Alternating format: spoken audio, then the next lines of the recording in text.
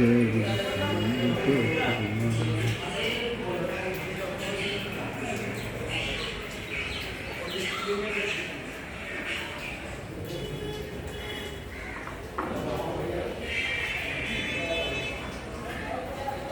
তিনি বলতো